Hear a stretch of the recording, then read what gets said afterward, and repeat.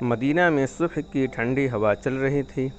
علی اپنی دکان بند کر رہا تھا جب رسول اللہ صلی اللہ علیہ وسلم کے منادی نے اعلان کیا، نبی کریم صلی اللہ علیہ وسلم عمرہ کے ارادے سے مکہ جا رہے ہیں، جو بھی چاہے ساتھ چلے۔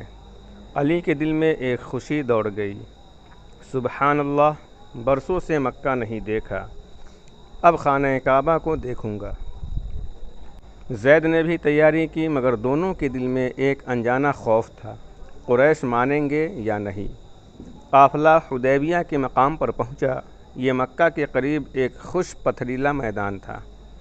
اونٹوں کے قدم دھول اڑاتے، لوگ تلبیہ پڑھتے جا رہے تھے، لبیک اللہم لبیک، لیکن راستہ بند کر دیا گیا۔ قریش نے سپاہی بھیجے کہ مسلمانوں کو مکہ میں داخل نہ ہونے دیا جائے۔ علی نے غصے سے مٹھی بھینچی، ہم عبادت کے لیے آئے ہیں، جنگ کے لیے نہیں۔ رسول اللہ صلی اللہ علیہ وسلم نے ہاتھ اٹھا کر فرمایا، ہم قتال کے لیے نہیں آئے بلکہ امن کے ساتھ عبادت کے لیے آئے ہیں۔ حضرت عثمان کو مکہ بھیجا گیا کہ وہ قریش سے بات کریں۔ گھنٹے گزر گئے، پھر دن گزر گیا، خبر آئی کہ عثمان کو قید کر لیا گیا ہے۔ مدینہ کے جوانوں میں طوفان مچ گیا۔ زید نے تلوار پکڑی، یا رسول اللہ صلی اللہ علیہ وسلم، اگر وہ شہید کر دیے گئے ہیں تو ہم صبر نہیں کریں گے۔ تب رسول اللہ صلی اللہ علیہ وسلم نے درخت کے نیچے کھڑے ہو کر بیعت رضوان لی۔ علی بھی آگے بڑھا اور ہاتھ نبی صلی اللہ علیہ وسلم کے ہاتھ پر رکھا۔ اس نے قسم کھائی، اللہ کی قسم ہم پیچھے نہیں ہٹیں گے۔ کچھ دیر بعد خبر آئی، عثمان زندہ ہیں اور قریش صلح کے لیے راضی ہیں۔ حضرت علی کو بلایا گیا کہ وہ معاہدہ لکھیں۔ قریش کے نمائندے نے کہا، اوپر لکھو محمد رسول اللہ صلی اللہ علیہ وسلم۔ پھر فوراً بولا، نہیں، اگر ہم تمہیں رسول مانتے تو یہ جھگڑا ہی کیوں ہوتا، لکھو محمد بن عبداللہ۔ علی کے ہاتھ رک گئے، یا رسول اللہ صلی اللہ تعالیٰ علیہ وسلم، میرا دل نہیں مانتا کہ آپ کے نام سے رسول اللہ مٹا دوں۔ رسول اللہ صلی اللہ علیہ وسلم نے نرمی سے فرمایا، علی اسے مٹا دو، وہ مجھے جھٹلاتے ہیں مگر اللہ جانتا ہے کہ میں اس کا رسول ہوں۔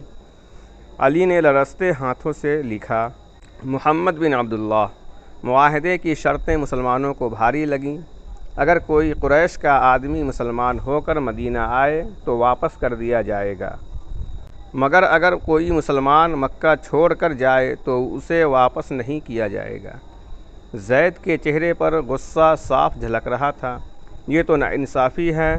رسول اللہ صلی اللہ علیہ وسلم، ہم نے تو طاقت کم نہیں دیکھی۔ نبی صلی اللہ علیہ وسلم نے فرمایا، زید کبھی کبھی صلح کی ایک سطر 100 جنگوں سے زیادہ طاقتور ہوتی ہے۔ جب قافلہ مدینہ واپس آیا تو دلوں میں چپ تھی، کچھ لوگوں کو لگا کہ شاید یہ ہار ہے، مگر چند دنوں بعد مدینہ کے بازاروں میں خبر پھیل گئی، مکہ کے کئی سردار اسلام قبول کر رہے ہیں۔ زید نے علی سے کہا، اب سمجھ آیا، یہ معاہدہ تو اسلام کے دروازے کھول گیا۔ علی مسکرایا، یہ تھی صبر کی فتح زید۔ اسی رات علی چھت پر بیٹھا آسمان دیکھ رہا تھا۔ مدینہ کی فضا میں ٹھنڈی ہوا بہہ رہی تھی۔ وہ آہستہ بولا، اے اللہ، ہمیں لڑنے کی طاقت تو دے مگر صبر کی طاقت اس سے زیادہ دے۔ اس نے آنکھیں بند کی اور اس کے دل میں مدینہ کی رات کی روشنی پھیل گئی۔ یوں صلح حدیبیہ کی وہ کاغذی شکست اسلام کی سب سے بڑی روحانی فتح بن گئی۔ علی اور زید نے سیکھا کہ دین صرف تلوار سے نہیں بلکہ حکمت، صبر اور رسول اللہ صلی اللہ علیہ وسلم کی پیروی سے قائم ہوتا ہے۔ قسط نمبر 8 ختم ہوا۔ انشاءاللہ تبارک و تعالی قسط نمبر 9 آئندہ جاری کیا جائے گا۔ اگر ہماری یہ ویڈیو آپ کو اچھی لگی ہو تو ہمارے چینل کو ضرور سبسکرائب کریں تاکہ ہمیں تھوڑا موٹیویشن مل سکے۔